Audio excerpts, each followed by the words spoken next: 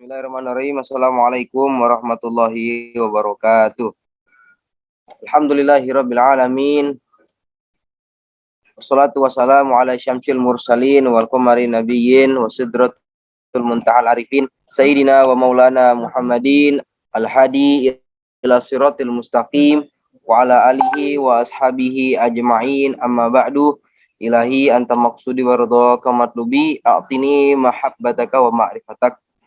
Hadapan Guru Agung yang mulia, Guru Agung kita semua, Hadratus Syekh Muhammad Abdul Ghasif Al-Masrur radhiyallahu wa qadasallahu sirrah. Al-Fatihah. A'udzubillahi minasyaitonir rajim. Bismillahirrahmanirrahim. Alhamdulillahirabbil alamin. Iyyaka na'budu wa iyyaka nasta'in. Shiratal mustaqim. Shiratal ladzina an'amta 'alaihim ghairil maghdubi 'alaihim waladdallin. Amin. Al-Mukarram Mukhtaram, pengersa Abah, pengersa Umi, para wakil talqin, terkhusus yang hadir dengan kita pada sore hari ini, ikhwan dan akhwat manaqib online sedunia yang berbahagia. Alhamdulillah sembari menunggu Kiai Rusdi dibisakan dan diberikan kesempatan oleh pengersa Abah untuk sekiranya belajar untuk khidmat dengan ilmu, khidmat ilmiah. Karena pada dasarnya sabda pengersa Abah, khidmat itu ada 3. Bahasa Sundanya ku tak-tak, ku otak, ku pesak. Yang pertama khidmat ku tak-tak, yaitu dengan fisik kita, dengan tenaga kita. Itu kalau misalnya dalam tempat pengajian manakiban, tukang yang nyetel sound system, yang bagi-bagi makanan, yang bawa beras, yang bawa nasi di satu tempat manakiban, yang bersih-bersih tempat manakiban, itu namanya khidmat ku tak-tak. Khidmat dengan tenaga, dengan fisik, atau dengan amal, khidmat amaliyah. Tidak hanya terbatas dengan rangkaian amaliyah mursyid saja, tapi justru termasuk juga khidmat yang berkaitan dengan membantu-bantu orang banyak. Yang ketiga adalah khidmat kupesak. Khidmat kupesak ini artinya khidmat dengan uang, atau bahasa Arabnya khidmat maliyah. Khidmat dengan uang yang kita miliki. Dalam artian kita bersedekah kepada pengersa Abah, dan sudah pasti oleh pengersa Abah itu digunakan untuk hal-hal yang baik. Khidmat maliyah dengan harta. Lalu ada khidmat ilmiah, khidmat dengan ilmu. Nah, khidmat dengan ilmu inilah yang merupakan tantangan bagi saya pribadi dan bagi para mubalik juga mungkin merasakan, karena jika mengikuti hawa nafsu sesungguhnya lebih enak itu khidmat amaliyah saja gitu. Karena kalau saya khidmat ilmiah suka terbayang-bayang sabda pengersa Abah. Jangan seorang mubalik ataupun dai jangan menjadi pelang penunjuk jalan. Apa itu pelang penunjuk jalan? Pelang penunjuk jalan, kalau kita biasanya di tol ataupun di perempatan, kan ada pelangnya itu mau ke arah mana? Ke Jakarta, ke Bogor, ke Bandung. Pelang penunjuk jalannya mah tidak pergi ke Jakarta, tidak pergi ke Bogor, tidak pergi ke Bandung. Diam saja di situ. Pengersa Abah mengartikan jangan sampai kita menyampaikan kebaikan, tapi kita sendiri tidak mengamalkan kebaikan tersebut. Itu. Nah, alhamdulillah kali ini sembari menunggu Kiai Rusdi, dan bukan niat untuk mengajari, hanya niat untuk khidmat saja, untuk belajar khidmat ilmiah, ilmu. Karena alhamdulillah diberkahi Allah oleh ilmu, dan sekiranya mudah-mudahan ilmu yang disampaikan bisa membawa manfaat bagi kita semua, terutama bisa saya amalkan di saya pribadi. Alhamdulillah kemarin bersama dengan pengersa Abah Jagat dibisakan oleh Allah dengan wasilah karomah para ahli silsilah untuk suhbah ke Guru Agung pengersa Abah di pesantren Sinarasa, sekaligus mendampingi beliau untuk menghadiri manakiban di pondok pesantren Gempalan, Panjalu. Nah, mungkin saya ingin menyampaikan saja apa yang kemarin saya dengar dari pengersa Abah. Kita bertemu dengan pengersa Abah, suhbaku sugro. Nah, suhbah sugro dengan pengersa Abah itu sebelum sholat subuh. Jadi kita subuh jamaah di madrasah. Nah, di situ pengersa Abah menyampaikan beberapa khidmat-khidmat, beberapa untayan-untayan mutiara, sabda-sabda beliau yang alhamdulillah tercatat oleh saya. Yang pertama, pengersa Abah menyampaikan bahwa manakiban itu adalah pengajian orang-orang yang telah mendapatkan ridho Allah. Nah, ini oleh Pengurus Abah pada tanggal 30 Ramadan 10 diperintahkan, dianjurkan untuk sampaikan ke seluruh partisipan MOS. Sampaikan ke MOS, sabda Pengurus Abah. Manakiban itu adalah pengajian orang-orang yang telah mendapatkan ridho Allah. Bukan pengajian orang-orang yang meratap, yang memohon mudah-mudahan mendapatkan ridho Allah. Berdasarkan Quran surat Al-Fat ayat 18. Laqad radiyallahu 'anil mu'minin idz yubayyi'unaka tahta syajar. Allah telah meridhoi orang-orang beriman yang mengambil janji setia di bawah pohon. Pohon apa? Sabda Pengurus Abah, saat itu yang mengambil janji setia ada 1.400 orang. Nah, pohon apakah yang bisa menampung 1.400 orang? Pohon apa itu? Bukan pohon mangga. Sabda Pengurus Abah, syajaratun thayyibah, yaitu kalimat la ilaha illallah yang diumpamakan dalam Quran surat Ibrahim, alam taro kaifa daraballahu masalan kalimatan thayyibatan kasyajaratin seterusnya. Allah memberikan perumpamaan kalimat thayyibah itu seperti sebuah pohon yang tumbuh subur. Itu. Dan Pengurus Abah juga menyampaikan, seluruh umat Islam adalah calon penghuni surga. Seluruh umat Islam adalah calon ahli surga. Sabda Pengurus Abah, seluruh umat Islam di dunia tanpa terkecuali adalah calon ahli surga. Kecuali yang sudah ditalkin. Yang sudah ditalkin itu bukan calon ahli surga, tapi telah menjadi ahli surga. Berdasarkan apa? Hadis Nabi, man qala la ilaha illallah dakhalal jannah. Barang siapa yang mengucapkan la ilaha illallah, dakhala itu telah masuk surga. Itu. Bukan nanti, apalagi mudah-mudahan, sabda Pengurus Abah mah tidak enak makan mudah-mudahan mah. Mudah-mudahan kita makan apa tidak kenyang makan mudah-mudahan mah. Itu. Terakhir mungkin ingin mengisahkan kisah Pengurus Abah di pesantren Gempalan. Jadi Pengurus Abah itu di pesantren Gempalan selama 11 tahun di pondok pesantren Gempalan itu. Masuk tahun 57. Tahun 57 setelah itu, nah Pengurus Abah ini di pesantren Gempalan ternyata sangat khidmat luar biasa kepada gurunya gitu. Bahkan sampai anak-anaknya guru Pengurus Abah yaitu Kiai Haji Zainal Arifin oleh Pengurus Abah itu dimandiin sampai dicebokin. Bayangkan. Bahkan rambut bau kan namanya anak kecil ya, ada salah satu anak kiai masih kecil, kadang kan suka bau badan mereka habis bermain. Itu tuh kadang Pengurus Abah tuh tahan bau badan itu loh. Sampai heran, kok Cep Aus bisa tahan dengan bau anyir itu. Ada Pengurus Abah, bau anyir juga ya tahan. Kan anak guru, saya butuh ilmunya. Bahasa Pengurus Abah seperti itu. Bahkan saking luar biasanya Pengurus Abah kepada gurunya, Pengurus Abah itu sampai menghabiskan ilmu gurunya. Tuh bayangkan santri mana lagi yang menghabiskan ilmu kiai. Kata Kiai Zainal Arifin, Cep, ilmu aang matos beak. Segera pindah gitu. Bahasa Sundanya, bahasa Indonesianya mah, Cep Aos, ilmu saya mah sudah habis oleh Cep Aos. Silakan cari tempat lagi. Dan bukan diusir Pengurus Abah, diantarkan, dikasih koper, dikasih bekal uang, dikasih bekal makanan, diantarkan ke pesantren Cintawana, Singaparna, Tasik. Di situ Pengurus Abah selama 2 tahun belajar di situ. Di situ belajar retorika dakwah. Makanya Pengurus Abah dakwahnya bagus. Singapodium. Dan kemarin ceramah Abah, Masya Allah, sampai 1 jam itu ceramah Pengurus Abah itu di pesantren Gempalan. Talkin masal itu di sama para Panjalu kemarin. Ditalkin langsung oleh Abah Aus. Mungkin bisa disimak di online ya. Ini sudah dipublikasikan juga. Itu. Nah, dan Pengurus Abah pun dulu waktu masih santri di Gempalan, setiap kali perpulangan santri, Pengurus Abah juga pura-pura pulang.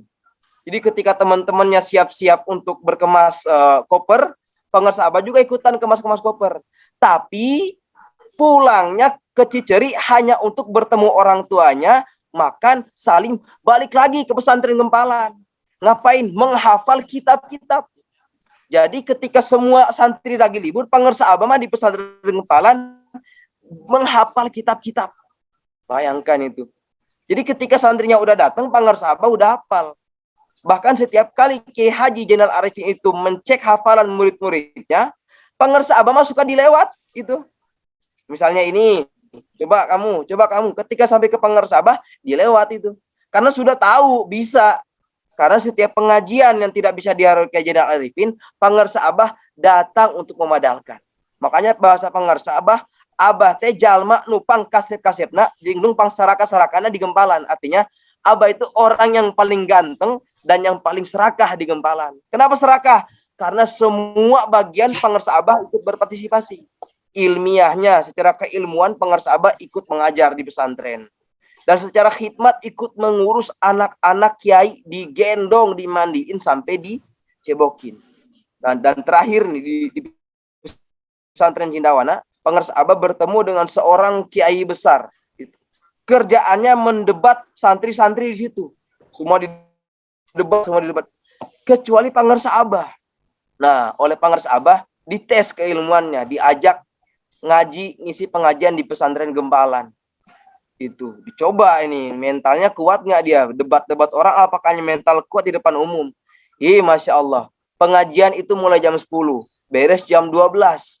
Yang orang suka mendebat ini oleh pengersa Abah diminta untuk maju, coba kamu isi pengajian. Ya ampun, tidak sampai 5 menit ilmunya hilang. Itu ilmunya tidak ada. Itu yang sering mendebat ketika disuruh tampil di depan orang pengajian tidak sampai 5 menit diserahkan ke pengersa Abah. Oleh pengersa Abah dibabat habis sampai jam 12. Akhirnya orang yang mendebat ini mengakui kehebatan keilmuan pengersa Abah dengan bahasa nomor 19 mah beda. Karena waktu itu kamar Abah di Cindawana kamar ke-19. Jadi dari kecil juga udah giat menuntut ilmu pengersa Abah itu kemarin. Dan alhamdulillah di Gempalan ramai, banyak yang hadir, ikhwan-ikhwan awat juga banyak yang hadir. Semua keluarga pengersa Abah juga ikut hadir. Dan itulah barokah kemarin, Masya Allah. Baru pertama kali mendengar ceramah Abah dengan durasi 1 jam. Itu baru kali ini. Dari saya sekian. Assalamualaikum warahmatullahi wabarakatuh. Assalamualaikum warahmatullahi wabarakatuh. Bismillahirrahmanirrahim. Alhamdulillahirabbil alamin. Wassalatu wassalamu ala sayyidina Muhammadin wa ala alihi wa sahbihi ajmain, amma ba'du. Ilahi anta maksudi wa ridhaka matlubi atini mahabbataka wa ma'rifataka. Ashabal fadilah ahli silsilah tariqah qadiriyah naksabandiyah oleh pesantren Suryalaya, wabil khusus Syekhina wa murabi arwahina pengersa Abah Awas Qaddasallahu sirrah wa nafa'nallahu bihi wa bi ulumihi fid dharaini amin. Seluruh para wakil talqin, ikhwan akhwat yang dirahmati oleh Allah Subhanahu wa taala, sangat menarik apa yang disampaikan Ustadz Panji berkenaan dengan guru kita, guru murabbi ruhina yang akan membawa ruh-ruh kita kepada Allah Subhanahu wa taala. Dalam kitab Haqaiq Anit Tasawuf, dalam pembahasan as-suhbah. Suhbah ini adalah kalau bahasa kita sowan. Duduk bersama dengan orang soleh.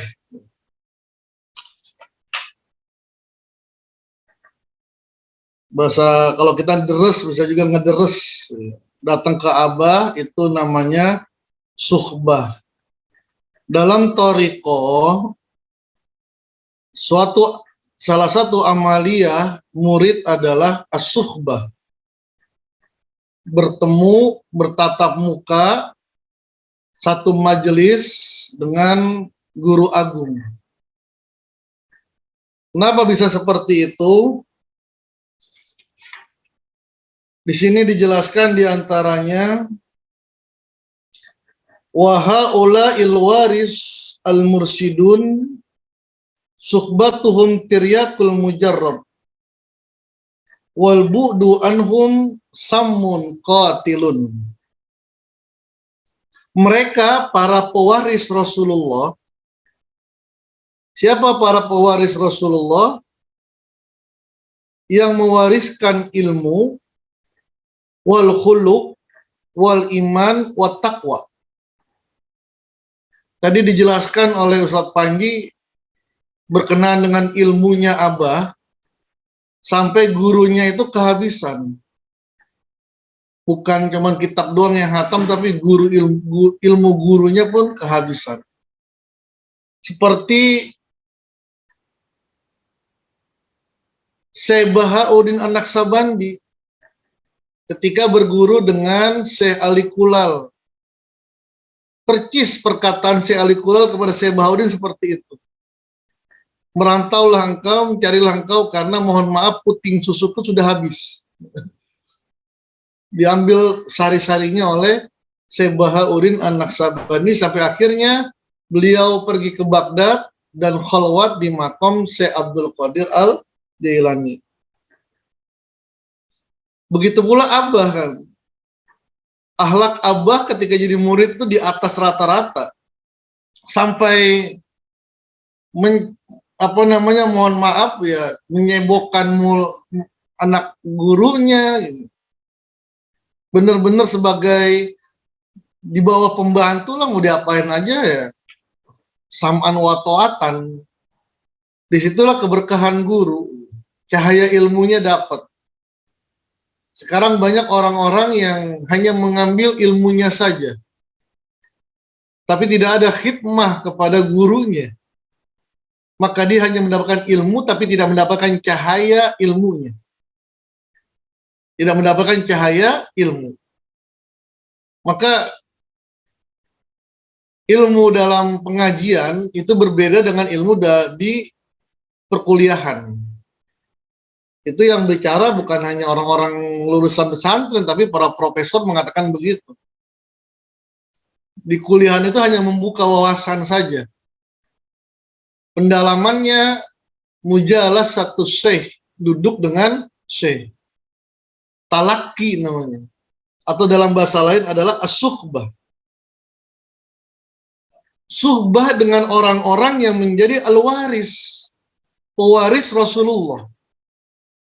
Al-mursidun, yang mendapatkan izin untuk membimbing murid-muridnya. Karena ada yang al-kamil, goiru mukamil, ada kamil, mukamil. Ada kamil, goiru mukamil, ada kamil, mukamil. Kalau kamil, goiru mukamil seperti Nabi Khidir lah, Nabi Khidir secara umum ya.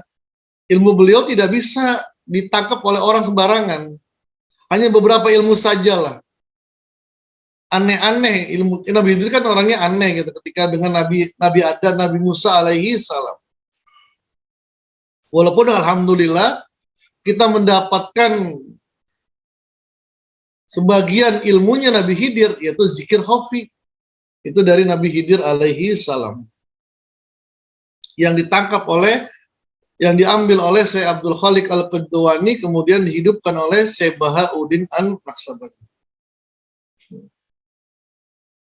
Jadi ada ghairu mukammil, dia nggak dapat izin untuk membimbing murid. Murid Abah Hanum itu banyak sekali.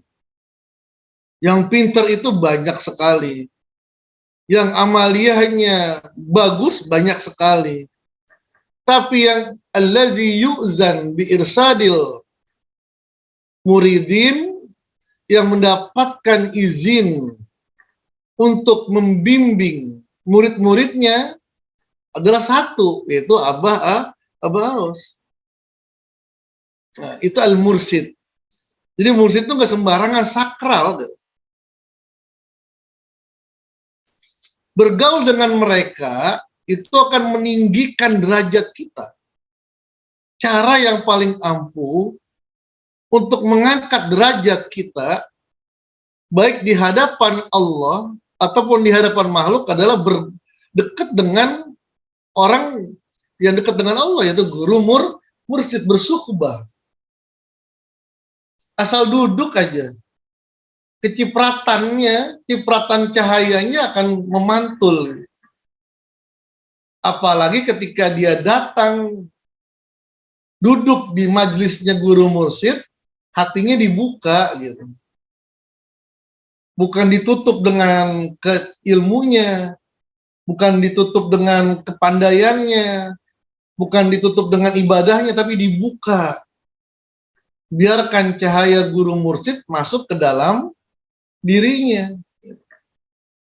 Faidot ilahiyah melalui guru mursyid, curahan rahmat ilahiyah Allah itu yang melalui guru mursyid. Buka hatinya. Baik. Jadi wal budu anhum, menjauhi guru mursyid, merasa dirinya nggak perlu lagi mendapatkan bimbingan dari abah misalnya.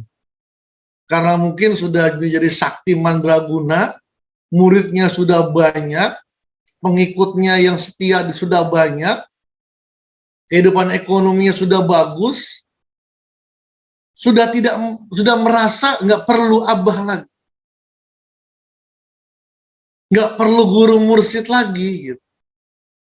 Cukup saya sendiri akan sampai kepada Allah. Kecuali dia memang sudah sampai kepada derajat kamil, yang silakan. Tapi kalau masih perlu bimbingan, orang yang menjauhi guru mursyid adalah sammun qatil, racun yang membunuh. Racun yang membunuh. Buat dirinya sendiri ataupun untuk orang lain. Tapi alhamdulillah bersyukur kepada Allah, kita punya guru yang husnuzon terus pada muridnya. Jadi dekat bukan milimeter, jauh bukan kilometer. Bisa jadi ikhwan-ikhwan yang tidak bersuhbah kepada abah atau tidak hadir dalam manakib di abah, itu mungkin hati mereka terus nyambung kepada abah. Maka kita, misalnya di antara kita yang alhamdulillah sering bersuhbah, hadir setiap bulan, ya alhamdulillah bersyukur. Itu kenikmatan yang luar biasa. Tapi jangan sekali-kali kita merendahkan ikhwan-ikhwan yang mungkin jarang bersuhbah dengan abah. Atau yang tidak hadir ketika manakib di sirna rasa. Kenapa bisa jadi? Ya, ada satu peluang nih yang abah katakan. Dekat bukan milimeter, jauh bukan kilometer, tapi ruhaniyahnya. Bisa jadi si A ini, si B ini, si C ini yang jarang ketemu abah, tapi ruhaniyahnya tidak pernah lepas dari abah. Itu sikap kita kepada orang lain. Sehingga terciptalah tidak ada di antara kita yang saling menjelekkan, yang saling merendahkan satu dengan yang lain. Syukuri diri kita, syukuri, seperti yang tadi dikatakan oleh Ustadz Panji, perkataan abah. Majelis kita ada perkumpulan orang-orang yang sudah diridhoi, alhamdulillah sudah. Gitu. Bersyukur kepada Allah, dan itulah guru mursyid, ingin meyakinkan. Kalau bahasa kita benar-benar porno. Tapi ketika kita berhadapan dengan orang lain, saudara semuslim, dia muslim, dia mukmin, cuman dia belum bergabung dengan kita, ya kan? Lihat pesan Abah Sepuh, tidak boleh menyalahkan ajaran orang lain. Untuk kita pegang. Tapi jangan sampai merendahkan mereka-mereka yang belum masuk dalam thoriqoh kita. Ini terkadang banyak iwan-iwan. Dikit-dikit patokan, udah talqin belum? Belum talqin, gimana merendahkan? Jangan, saya bilang. Karena memang thoriqoh itu banyak. Yang kita yakinin untuk diri kita semuanya adalah thoriqoh, qadiriyah, naqsabandiyah, pondok pesantren, Suryalaya, titik. Tidak ke kanan, tidak ke kiri. Tapi masih banyak thoriqoh yang membawa orang sampai kepada Allah. Maka kita ada namanya tanbih, membentengin, jangan merendahkan, jangan menyalahkan ajaran orang lain. Begitu pula guru mursyid. Mursyid banyak, di Indonesia pun banyak. Jatman itu ada 44 thoriqoh. Setiap thoriqoh punya guru mursyid. Mereka itu orang-orang yang terpilih. Kiai Al-Habib, Lutfi, macam-macam banyak lah gitu ya. Syekh Fadil Al-Jailani, mereka mursyid. Tapi untuk kita dengan yakin tidak sedikit pun keraguan, yang terbaik adalah guru kita, Abah Aus. Tapi jangan sampai mulut kita merendahkan mursyid-mursyid yang lain. Jangan sampai merendahkan murid-murid. Itulah dibentengi lagi kita dengan tanbih, tidak membenci ulama sejaman. Apa membenci yang menjelekkan, merendahkan? Nggak perlu lah. Dan ini akhlak daripada Thariqah Qadiriyah Naqsabandiyah Pesantren. Murafaqatuhum hiyal ilajul amali al-fa'ali li-islahin nufus. Dekat dengan guru mursyid, selalu berrobito dengan guru mursyid adalah obat yang paling ampuh untuk memperbaiki diri kita. Penyakit-penyakit rohani. Kita nggak bisa menyembuhkan penyakit rohani kita. Karena bisa jadi penyakit rohani itu dianggap adalah sesuatu yang baik bagi kita. Maka perlulah seseorang yang menyembuhkan penyakit kita. Bagaimana caranya? Di antaranya adalah suhbah. Datang ke Abah, duduk di Abah, jaga adabnya kepada Abah, buka hatinya, apapun yang diberikan oleh Abah terima, apapun yang dikatakan oleh Abah terima. Buka hati kita semuanya, buka hati semuanya.